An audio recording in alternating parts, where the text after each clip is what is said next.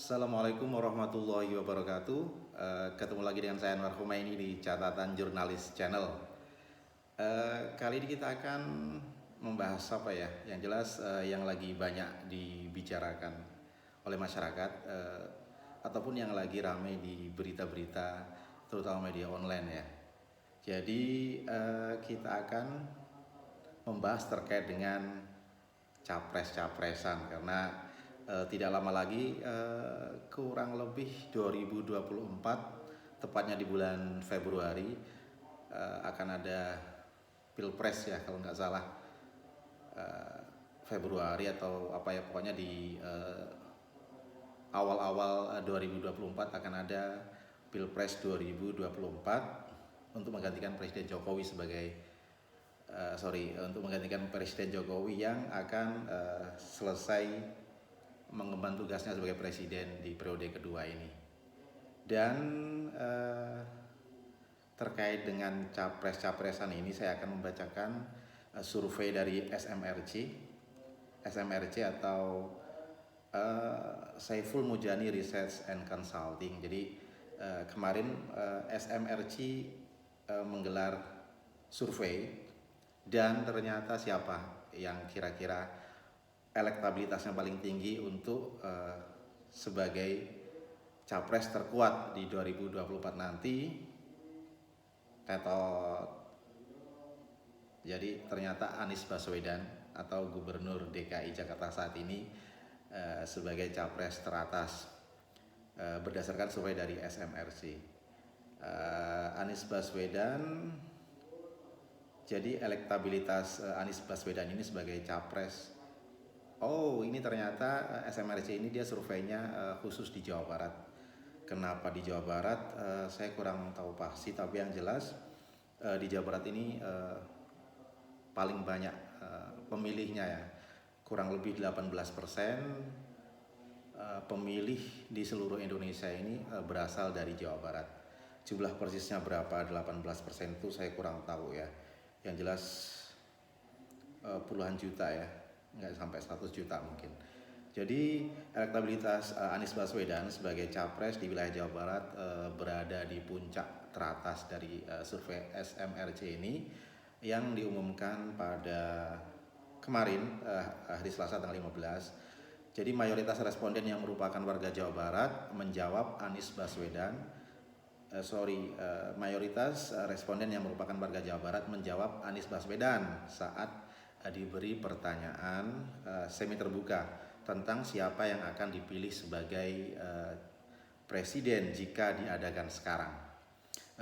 Kurang lebih sebanyak 17% responden memilih Anies Baswedan dalam survei yang dilakukan oleh SMRC pada periode 5 sampai 8 Februari 2022 melalui saluran telepon. Dan di posisi kedua adalah siapa coba?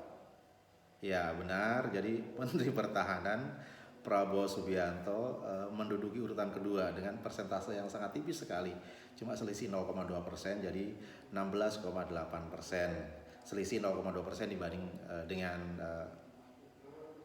Anies Baswedan yang mendapatkan persentase 17%. Kemudian di posisi ketiga ada Gubernur Jawa Barat Ridwan Kamil dengan 16,5%, lalu di posisi keempat Gubernur Jawa Tengah Ganjar Pranowo 14,9%. Lalu di urutan kelima adalah Menteri Pariwisata dan Ekonomi Kreatif Sandiaga Uno dengan 3,7%. Emang 5 orang ini selama survei beberapa waktu ke belakang memang mereka ini ya selalu menduduki peringkat 5 teratas ya, terutama kalau sebelum-sebelumnya sih masih Prabowo di posisi ke atas, nggak tahu mungkin belakangan ini Anies lebih populis sehingga bisa mengungguli Prabowo meskipun sangat tipis sekali perbedaannya. Dan mungkin wajar di sini Ridwan Kamil berada di posisi 3 karena ini kan survei dilakukan mayoritas warga Jawa Barat, sehingga Gubernur Jawa Barat yang pasti juga banyak yang milih ya di antara mereka. Menurut manajer program SMRC Saidiman Ahmad, dia mengatakan dalam format pilihan semi terbuka ada daftar 29 nama. Jadi mereka menyaring 29 nama. 4 nama mendapatkan dukungan yang cukup seimbang, Anies, Prabowo, Ridwan Kamil dan Ganjar Pranowo. Sedangkan calon-calon lain mereka berada di bawah 5%. Sementara Anies, Prabowo, Ridwan dan Ganjar rata-rata di atas 10%, 17, 16,8, 16,5 dan 14,9. Sorry kalau di awal tadi saya bilang 5 calon menduduki teratas, ternyata 4 ya. Jadi Anies, Prabowo, Ridwan Kamil dan Ganjar Pranowo. Adapun selain Anies, bukan selain Anies ya. Jadi ternyata Anies juga paling banyak dipilih responden ketika diberikan pertanyaan secara tertutup. Pertanyaannya adalah, siapa yang akan ibu atau bapak pilih sebagai presiden sekarang jika hanya 10 nama berikut yang maju sebagai calon presiden. Jadi responden dikasih 10 nama. 10 nama itu pertanyaan dilakukan secara tertutup. Dari 10 nama yang disodorkan itu, ternyata Anies juga menduduki peringkat yang paling tinggi. Jadi quote-nya seperti ini. Dalam simulasi 10 nama, ada 4 tokoh yang mendapatkan dukungan teratas dan cukup seimbang. Anies Baswedan 18,4, Prabowo 18,3, Ridwan Kamil 17,8, Ganjar 15,8. Sedangkan Sandi mendapatkan dukungan 5,1%, sedangkan calon yang lain berada di bawah 3%. Sementara tidak menjawab atau menjawab tidak tahu ada 19%, kata Saidiman. Adapun pemilihan ini menggunakan sampel, saya tadi bilang pemilihan, yang benar adalah pemilih. Sampel dalam survei ini dilakukan metode double sampling dengan jumlah sampel sebanyak 640 dan random digit tiling sebanyak 161. Jadi total sampel hasil kombinasi antara dua metode tersebut sebanyak 801 responden. Sementara margin of error yang dipakai kurang lebih 3,5% dan pada tingkat kepercayaan 95%. Jadi standar ya, margin errornya kurang lebih 3,5% seperti survei-survei yang lainnya yang sebelumnya seperti itu. Adapun target populasi survei ini adalah warga Jawa Barat yang berusia antara 17 tahun ke atas dan sudah menikah dan memiliki telepon. Sekitar 76% dari total populasi pemilih di Provinsi Jawa Barat.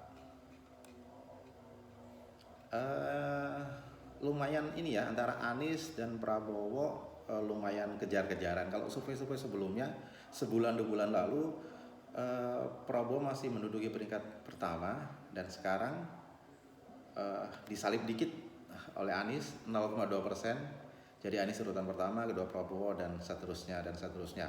Sementara itu kalau kita lihat, Anies sekarang kan masih menjadi gubernur DKI Jakarta, yang mana kurang lebih sekitar pertengahan tahun ini atau kalau nggak salah bulan Oktober ya, baru selesai mengemban tugasnya sebagai gubernur DKI.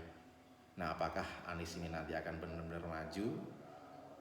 Kita tunggu saja. Yang jelas kalau kita lihat berita-berita beberapa hari ini, memang Anies lagi dekat ya dengan para petinggi partai politik ataupun para ketua umum partai politik, karena kita ketahui Anies kan nggak punya partai. Jadi ketika dia mau mencalonkan diri sebagai calon presiden, maka mau nggak mau dia harus menggandeng partai politik. Kayak kemarin dia digadang-gadang disandingkan dengan ketua umum Partai Demokrat Agus Harimurti Yudhoyono. Jadi Anies capresnya, Agus wakilnya, nggak tahu gimana nanti. Dan juga kemarin di pemberitaan Prabowo dan Anies ngobrol bareng, bertemu untuk membahas pencapresan. Ketika saya tadi ngomong Prabowo apa Surya Paloh ya, kalau misalkan saya ngomong Prabowo mohon dimaafkan. Jadi kemarin Anies ketemu dengan Surya Paloh, ketua umum partai Nasdem ya. Mereka ngobrol-ngobrol santai, yang pasti kayaknya bahas masalah pencapresan juga ya. Dan ketika Surya Paloh ditanya tentang kemungkinan Anies untuk dijadikan sebagai calon presiden dari partai Nasdem, Surya Paloh senyum-senyum dan tidak membantah. Ya biasalah dalam politik itu nggak ada kata-kata yang langsung pasti gitu, pasti ada dari gestur atau dari jawaban-jawaban yang mengambang. Tapi mereka itu senyum-senyum, kayaknya gayung bersambut gitu. Dan ini survei dari SMRC ya, nggak tahu kenapa mereka milih responden dari Jawa Barat ya. Mungkin seperti yang saya bilang tadi, Jawa Barat adalah calon pemilih yang paling besar di Indonesia.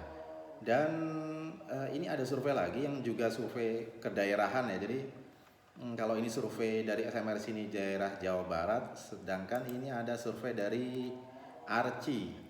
ARCI itu kepanjangan dari Accurate Research and Consulting Indonesia. Jadi mereka menyampaikan survei, hasil survei terbaru elektabilitas dari Capres 2024 di Jawa Timur. Kalau tadi di Jabar, ini di Jatim. Dan kenapa Jatim? Saya juga nggak tahu alasan pastinya yang dipilih oleh ARCI, tapi prediksi saya di Jatim kan juga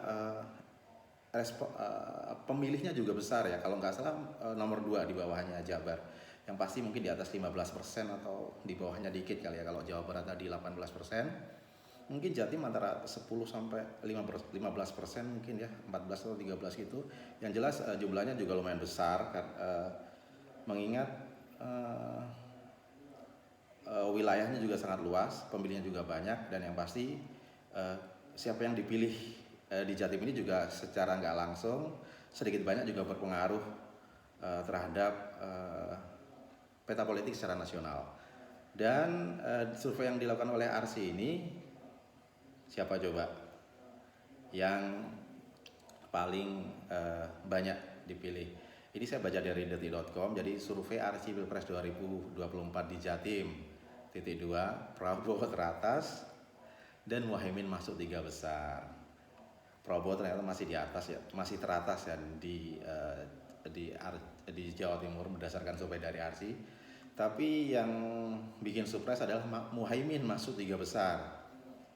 Tapi mungkin wajar ya, karena Muhaimin ketua umum PKB, dan di Jawa Timur mayoritas bukan mayoritas ya, di Jawa Timur banyak pemilih PKB di sana. Jadi wajar Caimin menjadi 3 besar capres yang paling populis di Jawa Timur.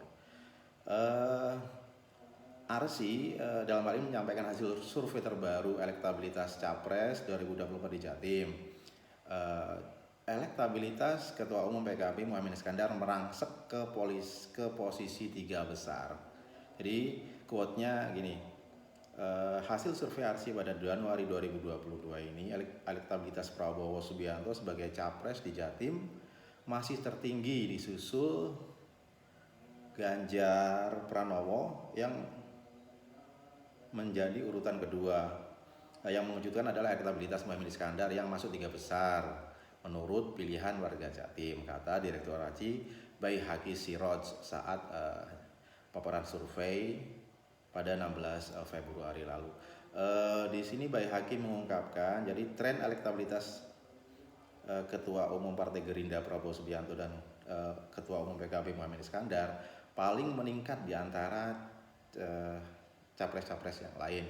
Dan khusus untuk Muhaimin, menurutnya elektabilitasnya meningkat 2 kali lipat dibanding survei ARCI pada Oktober 2021 lalu. Oh ternyata sebelumnya mereka juga telah melakukan survei pada Oktober, berarti sekarang Februari, kurang lebih 4-5 bulan mereka melakukan survei lagi ya. Dan ternyata Prabowo dan Muhaimin Iskandar juga naik. Jadi Prabowo naiknya 1,2% menjadi 19,9%. Sementara Muhaimin sebelumnya cuma 6,9%, sekarang naik menjadi 14,9%. Menurut Baihaqi yang menyebabkan Caimin surveinya meningkat karena salah satunya adalah Caimin beberapa waktu ini memang lagi gencar melakukan safari politik di Jawa Timur. Sementara meskipun Prabowo yang nggak pernah ke Jawa Timur selama 2002 ini, tapi tapi eksistensi Gerindra juga turut berdampak. Makanya kita elektabilitasnya masih stabil dan sedikit meningkat meskipun Prabowo selama 2002 ini belum pernah melakukan safari politik ke Jawa Timur. Dan dia menambahkan pada Pilpres 2024 nanti, jadi masyarakat Jatim itu masih cenderung memiliki kepercayaan terhadap Prabowo Subianto. Selain itu, kepercayaan warga Nahdien terhadap Muhaimin Iskandar juga terus meningkat. Dan ini berikut daftar lengkapnya. Jadi urutan 1 sampai 17, Prabowo 19,9, Ganjar 18,1, Muhaimin 14,9, Khofifah 8,1, Anies Baswedan cuma 5,6%. Sementara kalau di Jawa Barat, Anies Baswedan berada di posisi puncak. Di sini cuma di urutan ke-5 itu pun di bawah 10%, 5,6%. Coba calon-calon yang lain yang kemarin-kemarin mereka banyak promosi baliho-baliho seperti Puan Maharani, di sini cuma 2,9%, urutan 9. Erlangga Hartarto 2,8%. Di sini Tito Karnavian juga masuk 0,5% saja. Jadi memang karakter daerah masing-masing itu beda ya, karena masing-masing daerah itu memiliki latar belakang masyarakat penduduk yang berbeda, sehingga pilihan-pilihannya pun juga berbeda. Jadi wajar ketika di Jawa Timur ini Muhaimin Iskandar masuk 3 besar capres paling populer di masyarakat, karena PKB di Jawa Timur juga sangat besar ya, bahkan di beberapa daerah menjadi mayoritas, karena sebagian besar daerah di Jawa Timur adalah warga Nahdien. Seperti itu teman-teman. Tapi apakah para kepala daerah mereka banyak maju di Pilpres 2024, mengingat seperti yang saya bilang di awal tadi, mereka masih akan menjabat sampai pertengahan tahun ini. Bahkan ada isu atau ada rumor kepala daerah akan diperpanjang masa jabatannya sampai pemilu serentak 2024 ya, termasuk di Jakarta nanti, apakah ketika Anies Baswedan selesai masa tugasnya akan diperpanjang masa jabatannya atau enggak, kita belum tahu. Kalau kata berita di CNN ini, jadi perpanjangan jabatan Anies dan lain-lain maksudnya, dan para kepala daerah yang lain tergantung Perpu dari Jokowi. Perpu adalah peraturan pemerintah pengganti undang-undang. Ya, bisa saja mungkin Presiden Jokowi mengeluarkan Perpu untuk memperpanjang masa jabatan para gubernur ini, atau misalkan menggantinya dengan caretaker atau kepala daerah sementara yang ditunjuk oleh Presiden, tergantung nanti. Tapi kalau misalkan Presiden tidak memperpanjang masa jabatan ini, bisa jadi para capres dari parpol ini, dari parpol udah malam otaknya udah ini ya, udah agak hang. Para kepala daerah ini bisa jadi mereka akan mempersiapkan semaksimal mungkin untuk persiapan Capres 2024 ya. Karena kan nama-nama yang 5 besar tadi kan kebanyakan besar dari kepala daerah, misalkan dari DKI Jakarta Anies Baswedan, dari Jawa Barat Ridwan Kamil, ada juga tadi dari Jawa Tengah Ganjar Pranowo. Yang jelas sepertinya Pilpres 2024 nanti akan seger ya, karena mayoritas para calon atau mayoritas capres yang banyak diidolakan masyarakat, terbukti dari survei-survei yang ada itu adalah mereka-mereka yang masih muda. Semoga ini akan menjadi gairah baru di Pilpres kita 2024 nanti. Apakah nanti yang terpilih Ganjar Pranowo atau Anies Baswedan atau Ridwan Kamil atau bahkan Bapak Prabowo Subianto, kita tunggu saja. Nanti kalau ada update baru terkait dengan survei-survei capres yang populer, nanti akan insya Allah akan saya lanjutkan di video-video selanjutnya. Itu saja teman-teman, terima kasih telah menyaksikan YouTube channel saya ini, dan jangan lupa untuk mensupport channel saya dengan like, subscribe, ataupun komen, share, agar saya makin semangat untuk membuat video-video terbaru. Terima kasih teman-teman. Assalamualaikum warahmatullahi wabarakatuh.